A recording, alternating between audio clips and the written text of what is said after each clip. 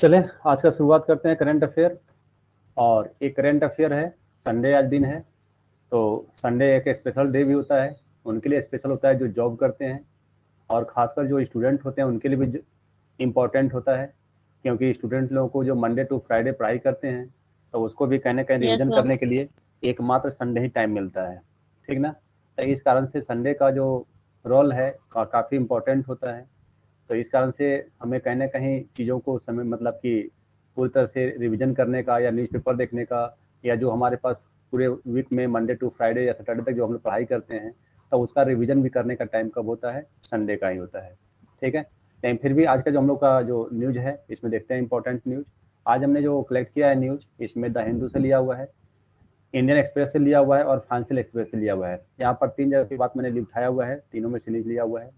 सबसे first news है यहाँ पर है द इंडियन एक्सप्रेस से है, जिसमें कि हाउस पैनल रिकमेंड्स, है ना, lowering of assembly poll contesting age to 18।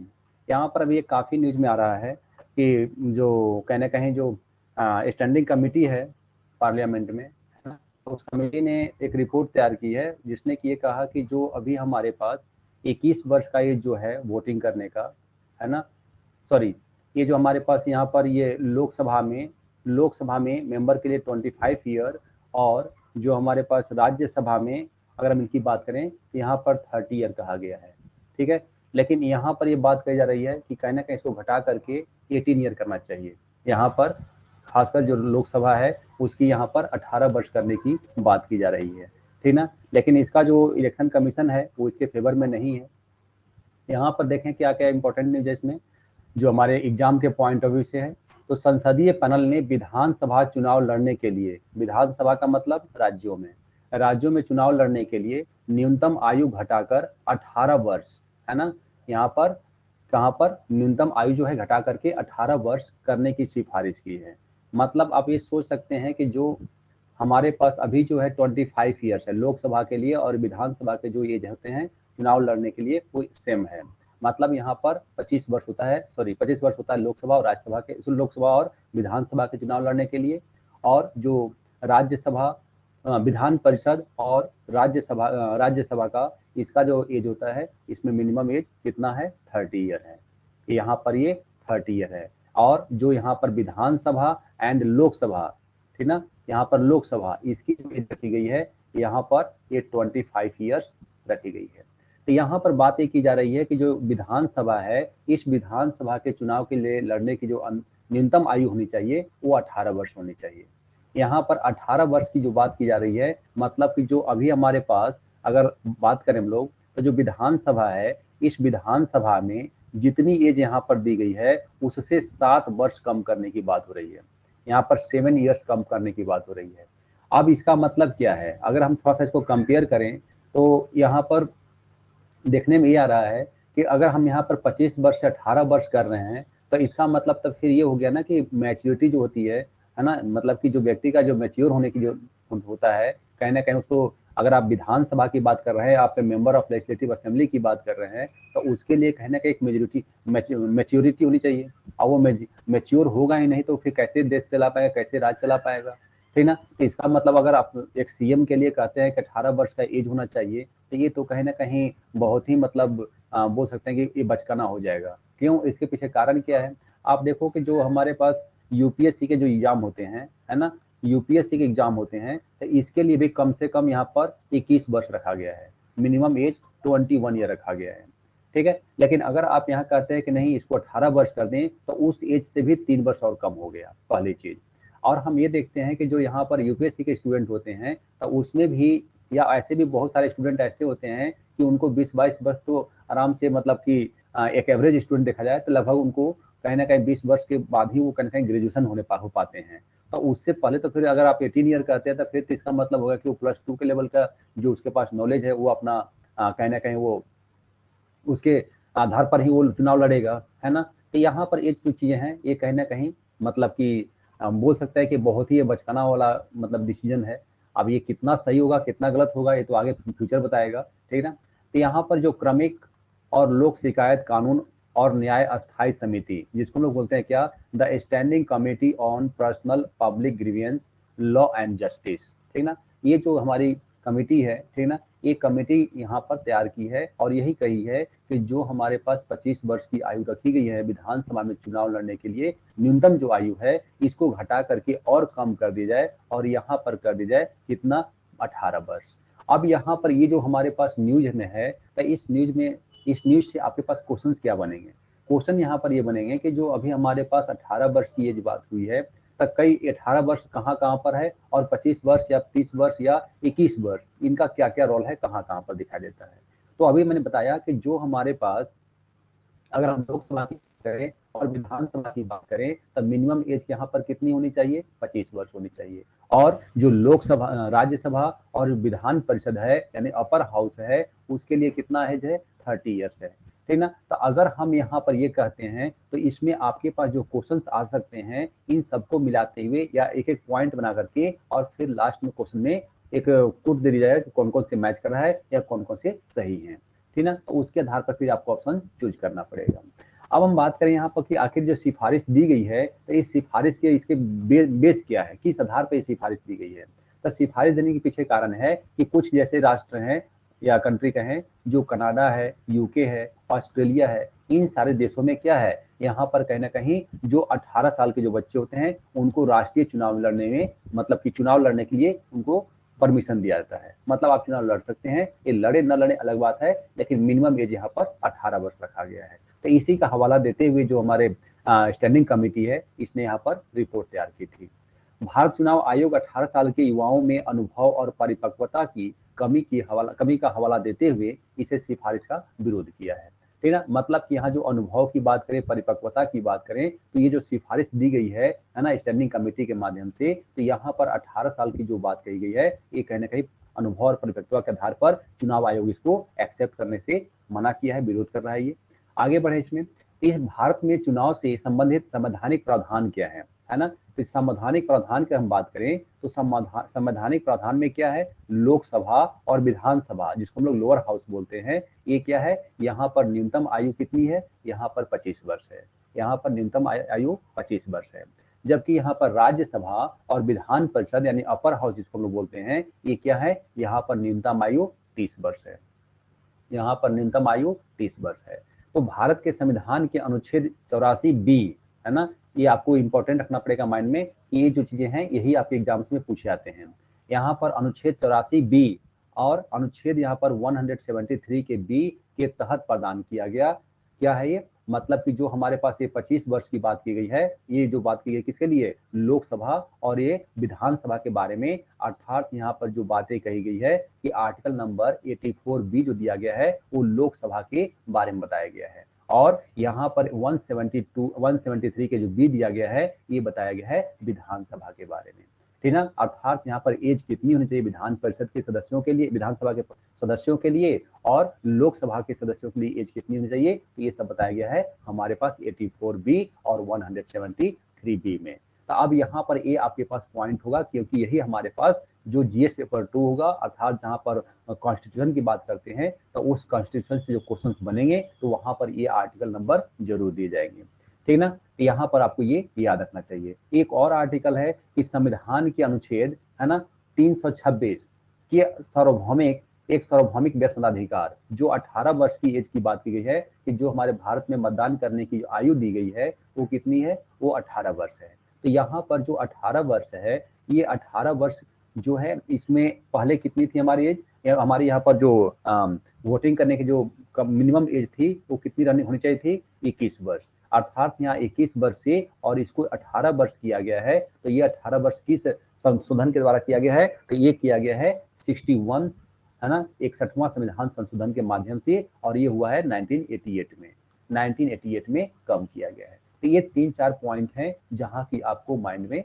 रखना चाहिए, ठीक ना। तो एक एक पॉइंट को आप लोग एक तरफ से इसमें देख लेंगे कि क्या क्या हमारे पास है। एक तो हमारे पास ये हो गई कि जो यहाँ पर कौन सा यहाँ पर रिपोर्ट तैयार की थी, कि जो कि 18 वर्ष लोकसभा और विधानसभा के चुनाव लड़ने के लिए न्यूनतम आयु 18 वर्ष कही है। तो यह है कौन, स्टैंडिंग कमेटी, ठीक ना। और इसने यहाँ पर जो 18 वर्ष कही है, तो यहाँ पर ऐसे हमारे पास और कौन कौन से देश हैं जहाँ पर कि यहाँ पर क्या होता है, बोल सकते हैं कि जो चुनाव लड़ने के लिए मिनिमम आयु की बात की गई है, तो वहाँ पर ये यूके है, कनाडा है और ऑस्ट्रेलिया जैसे देशों में ऐसी मतलब चल रहा है एज के लेकर के, ठीक ना। और हम अगर बात करें तो यहाँ पर एक और पॉइंट बनता है कि जो 21 वर्ष है और सॉरी जो 18 वर्ष है और कहीं ना कहीं 21 वर्ष की बात हुई है, तो 21 वर्ष में एक हम ये भी देख रहे हैं कि 21 वर्ष हमारी क्या है, 21 वर्ष के लिए जो हमारे पास पहले था या 1988 से पहले क्या था, यहाँ पर 21 वर्ष की आयु रखी गई थी और उसको घटा करके अब 18 वर्ष कर दी गई है।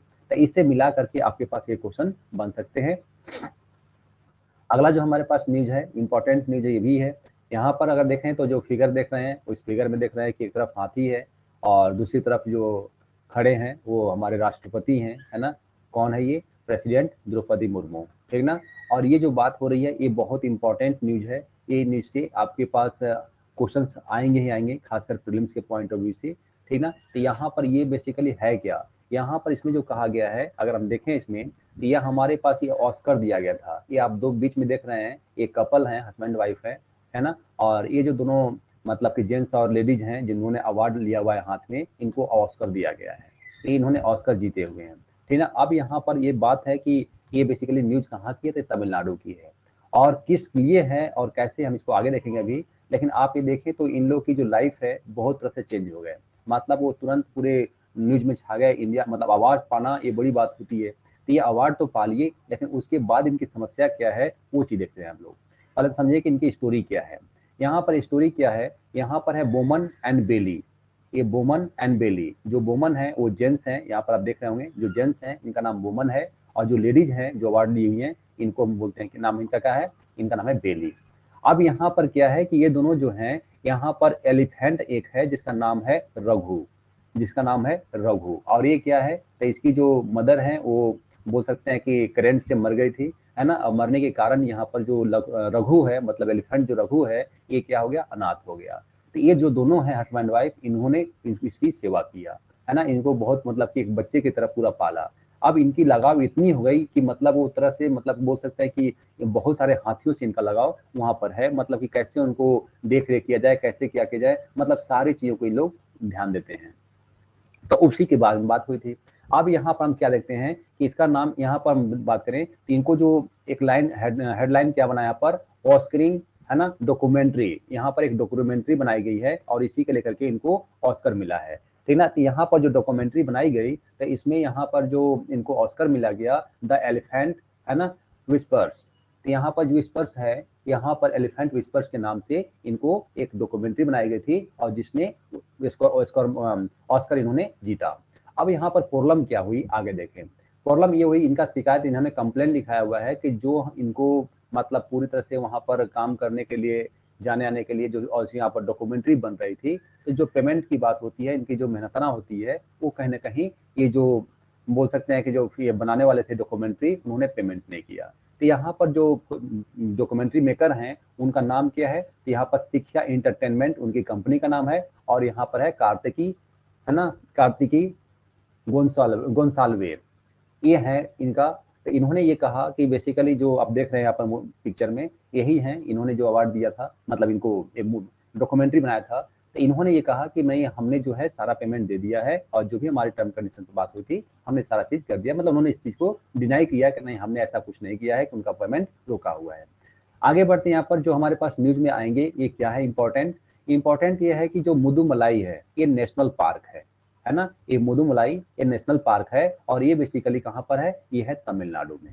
ये तमिलनाडु में है, नीलगिरी माउंटेन के पास है, ये नेशनल पार्क है, ठीक ना। तो यहाँ पर आपके पास जो इंपॉर्टेंट क्वेश्चन बनेगा ज्योग्राफी में, ठीक ना, ये ज्योग्राफी में या करंट से भी बन सकते हैं इसमें, मुदुमलाई नेशनल पार्क किस स्टेट में है, पहला पॉइंट ये हो गया।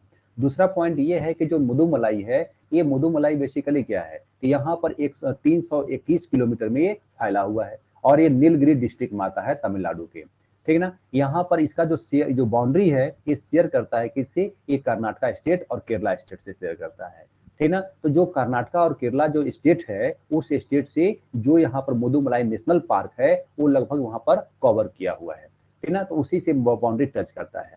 अब यहाँ पर जो यहाँ पर भी उन्होंने बात किया कौन, बोमन एंड बेली, तो ये जो बेसिकली जो एलिफेंट की बात कर रहे थे, तो यहाँ पर एक कैंप बनाया गया है, यहाँ पर है, इसको बोलते हैं थेफाकुडू, है ना, थेफाकुडू एलिफेंट कैंप।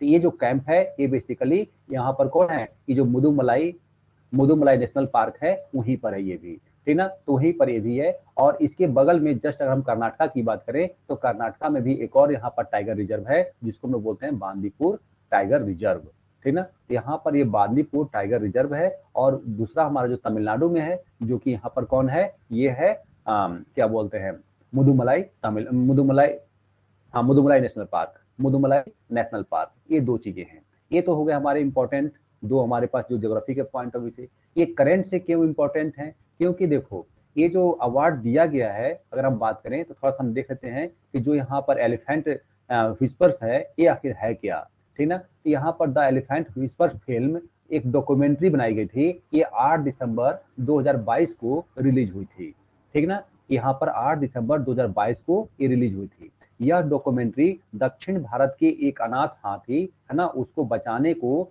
वुमेन वुमेन नाम के एक कपल जो है इनके जरिए उसको बचाया गया। अब इसी के ऊपर एक कहानी बनाई गई है, मतलब जो कहानी डॉक्यूमेंट्री बनाई गई है ये मतलब कौन कौन हो गए, बोनी हो गए, वुमन हो गए, बेली हो गए और वो हाथी हो गए, है ना। तो इन्हीं के बारे में कहानी बनाई गई है।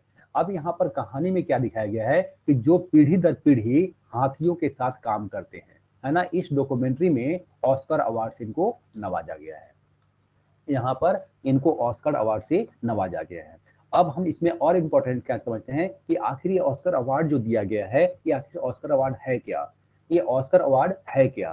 तो ऑस्कर अवार्ड बेसिकली जो पुरस्कार होता है ये ऑस्कर अवार्ड्स के नाम से जानता है, ठीक ना। ये कहाँ पर है, ऑस्कर अकादमी पुरस्कार है। और ये इंटरटेनमेंट इंडस्ट्री का सबसे बड़ा, है ना, और सम्मानित अवार्ड है। ध्यान रखना इस चीज को, ये इंपॉर्टेंट पॉइंट होगा क्योंकि यहाँ पर ऑस्कर से जुड़ा हुआ है। तो एक तो ऑस्कर मिला हुआ है, एक हाथी की बात हो गई, तो वहां पर कहीं ना कहीं मुदुमलाई और जो कर्नाटका में बांदीपुर जो नेशनल पार्क है उनकी बात होगी, उससे बात क्वेश्चन बनेंगे, या फिर यहाँ पर ऑस्कर से बनेंगे। तो इसे अमेरिका की एकेडमी ऑफ मोशन पिक्चर्स, है ना, आर्ट्स एंड साइंस सिनेमा जगत से जुड़े डायरेक्टर्स, एक्टर, राइटर्स, इनको उम्दा प्रदर्शन के लिए सम्मानित किया जाता है। अब समझ में आ गया होगा कि यहाँ पर ये जो ऑस्कर अवार्ड है ये किससे जुड़ा हुआ है। पहली बात तो यहाँ साफ साफ लिख दिया गया है कि यहाँ पर किससे जुड़ा हुआ है, ये इंटरटेनमेंट इंडस्ट्री से जुड़ा हुआ है, ठीक ना, इंटरटेनमेंट। और उसमें जो अवार्ड है, इस अवार्ड का नाम क्या है, ऑस्कर अवार्ड है।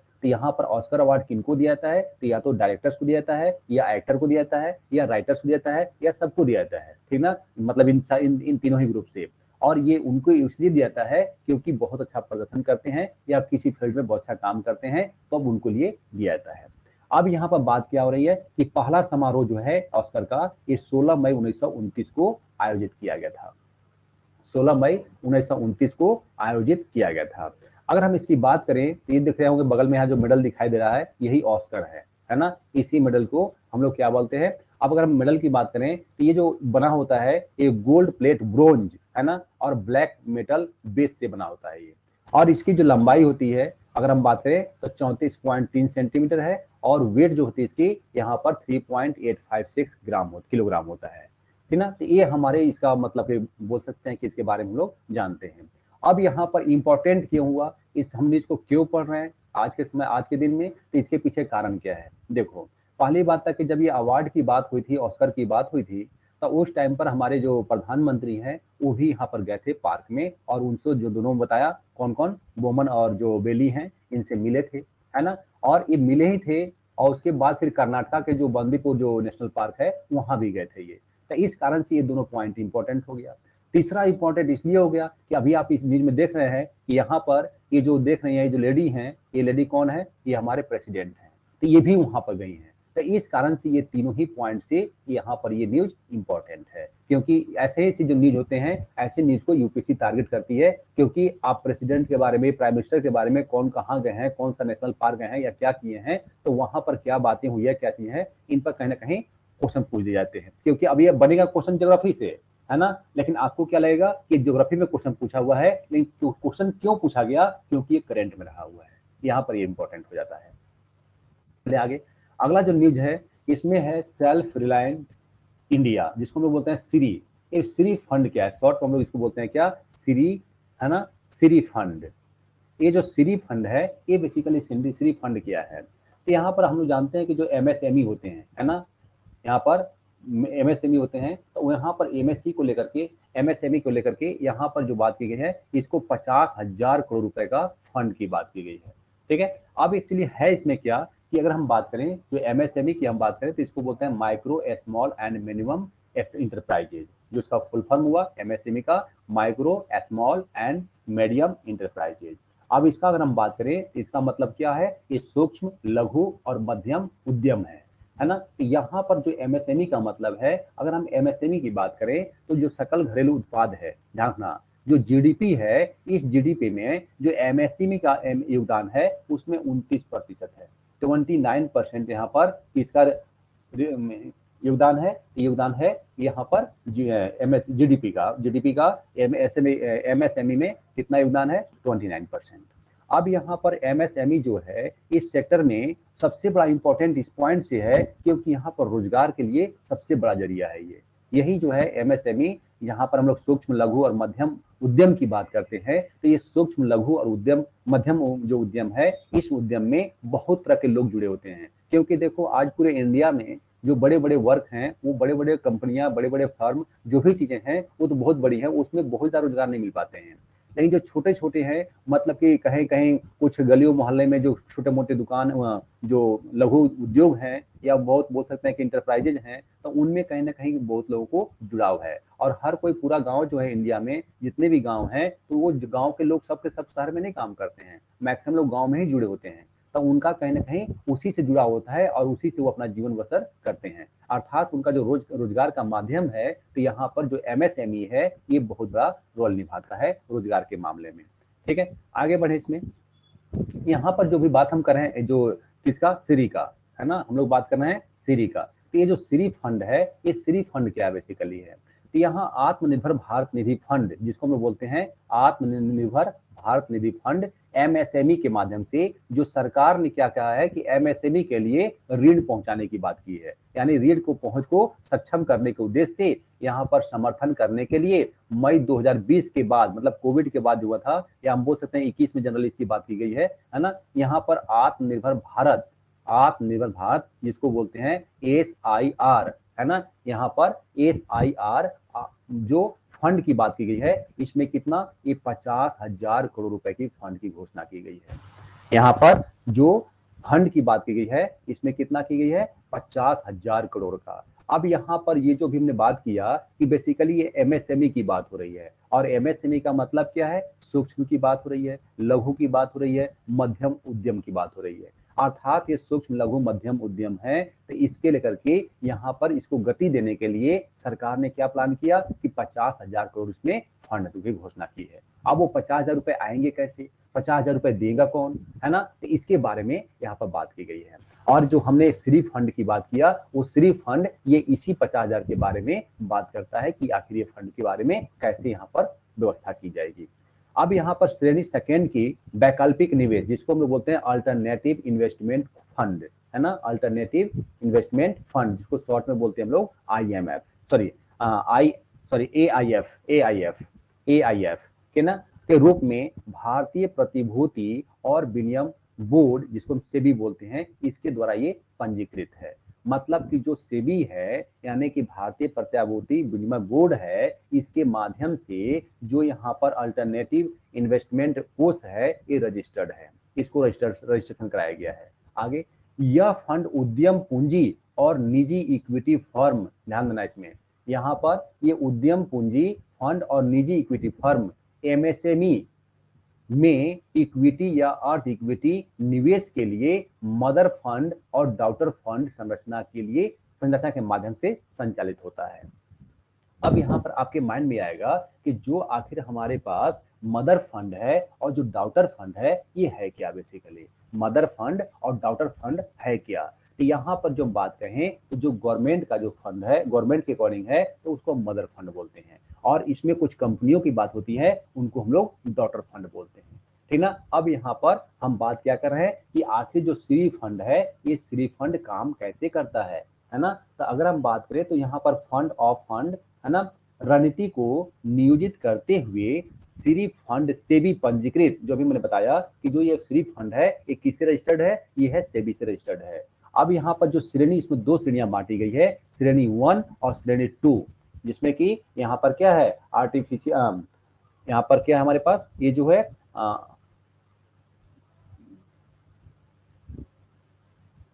इन्वेस्टमेंट, हाँ यहाँ पर जो बात की गई है, यहाँ पर alternative alternative investment course, right, alternative investment course की जो बात की गई है, उसमें जो निवेश करने की बात की गई है, उसमें क्या है, ये डॉटर फंड की बात की गई है। मतलब कि उसमें जो अल्टरनेटिव है, वो अल्टरनेटिव कौन है, वो डॉटर फंड की बात की गई है। और उसमें भी हमने यहाँ पर क्या देखा कि जो सेबी है, ये सेबी में इस फंड को क्या किया गया है, रजिस्टर्ड कराया गया है, मतलब इस कंपनी को पहले रजिस्टर कराया गया है, जो कि बदले में क्या करेगा, ये एमएसएमई में निवेश करते हैं। ये जो है क्या, ये एमएसएमई में निवेश करेंगे। अब यहाँ पर जो मदर फंड है, ध्यान देना, मदर फंड के रूप में यहाँ पर 10,006 करोड़ रुपए की शुरुआती समर्थन के साथ सरकार इस फंड का एकमात्र एंकर निवेशक है। अभी मैं लास्ट में बताऊंगा कि इसका कंक्लूजन कैसे और क्या क्वेश्चन इसमें बनेंगे। पहले हमने देखा क्या कि जो मदर फंड है, अर्थात यहाँ पर कौन है, ये सरकार है, और सरकार जो है 10,006 करोड़ रुपए का शुरुआती समर्थन के साथ इसको शुरुआत किया है। इस फंड के 15 साल के कार्यकाल में, है ना, फंड या जो कौन है, डॉटर फंड है, ये डॉटर फंड से 40,000 करोड़ रुपए के साथ फंड को 50,000 रुपए तक बढ़ाने की बात की गई है। इसका मतलब ये 13 सालों में प्रतिबद्धता की बात की गई है। अब हम लोग इसको थोड़ा सा समराइज कर लेते हैं। देखें, यहाँ पर जो मैं बात करना चाह रहा हूँ कि जो हमारे पास ये डॉटर और जो कौन है, मदर है ना, यहाँ पर हम बात करें तो एक तो हो गया डॉटर फंड और दूसरा हो गया मदर फंड, है ना। तो ये जो मदर फंड है, ये बेसिकली गवर्नमेंट है, और ये जो बेसिकली कंपनियां हैं, है ना, ये जो कंपनियां हैं ये सेबी से क्या किए हुए हैं, यहाँ पर सेबी से रजिस्टर्ड है ना। और ये जो गवर्नमेंट है, ये टारगेट कितने का कहा कि 50,000 करोड़ का, 50,000 करोड़ का, ठीक ना, यहाँ पर 50,000 करोड़ का। तब 50,000 करोड़ की जो बात हो रही है, इस 50,000 करोड़ को लेकर के यहाँ पर 10,000, है ना, 6 करोड़ इन्होंने क्या किया, इसको लगा दिया, ठीक ना। अब जो बाकी बचे हैं कितने, यहाँ पर बच गए 40,000 करोड़, लगभग 40,000 करोड़ की बात हो रही है, लमसम यहाँ पर 50,000 की बात हुई है, लमसम ये मान सकते हैं कि 4:1 का एक तरह से रेशियो बन रहा है, ठीक ना। तो यहाँ पर जो 4 मतलब 40,000 है, ये जो कंपनियां हैं, यानी जो डॉटर फंड वाले हैं, ये सारे लोग यहाँ से जमा करेंगे। और ये जो 40,000 करोड़ है, इसको गवर्नमेंट को पे नहीं करना है, बल्कि ये कौन पे करेंगे, ये कंपनियां पे करेंगे। और ये जो कंपनियां पे करेंगे, मतलब जो एमएसएमई है ना, एमएसएमई है, इसमें इन्वेस्ट कौन करेंगे, ये कंपनियां करेंगे, ये 40,000 करोड़। और ये जो 40,000 करोड़ के जब यहाँ पर इन्वेस्ट करेंगे, तो इसमें इसका मतलब ये हो गया कि इसका जो इन्वेस्ट का जो प्रॉफिट होगा, वो प्रॉफिट भी कौन लेंगे, यही लेंगे। मतलब कि ये सरकार की पॉलिसी है कि जिसके माध्यम से कहीं ना कहीं जो हमारे बोल सकते हैं कि जो 2020 में ये कोविड आया था, तो कोविड आने के कारण जो हमारी आर्थिक स्थिति थी कहीं ना कहीं धीमी पड़ गई थी, तो उस कारण से उसको गति देने के लिए यहाँ पर एक तरह से मदर फंड और डॉटर फंड की यहाँ पर बात की गई है। यहाँ पर मदर फंड तो गवर्नमेंट बात कर रही है, ये सारा इनिशिएटिव देने वाली कौन है, ये गवर्नमेंट है, लेकिन फाइनली यहाँ पर ये दे रही है कितना, 10,006 करोड़ ही दे रही है। बाकी जो पेमेंट होंगे वो पेमेंट कौन देंगे, ये डॉटर फंड वाले, ठीक है। तो इसका मतलब क्या हो गया कि जो कंपनियां हैं ये जब इन्वेस्ट करेंगे तो इनकी कमाई भी होगी। और दूसरा काम क्या होगा कि जो गवर्नमेंट है, जो गवर्नमेंट को कहीं ना कहीं मतलब बोल सकते हैं कि पब्लिक के लिए, है ना, यहाँ पर क्या होगा, यहाँ पर जॉब की बात करनी है, या कहीं ना कहीं इनको जो इनके पास जो बिजनेस चल रहे थे पब्लिक के पास, है ना, तो उस बिजनेस को गति देने के लिए, या आप बोल सकते हैं कि आर्थिक गतिविधियों को कहीं ना कहीं गति देने के लिए यहाँ पर क्या किया उन्होंने, ये मार्केट में फंड की बात किया। और ये जो फंड है इसको गवर्नमेंट ने अपने माध्यम से कम दिया, और बाकी जो डॉटर फंड है उनके माध्यम से, यानी कंपनियों के माध्यम से यहाँ पर जला देने की बात हुई, ठीक ना। तो यहाँ पर इसी रेशियो के आधार पर ये बटा हुआ है।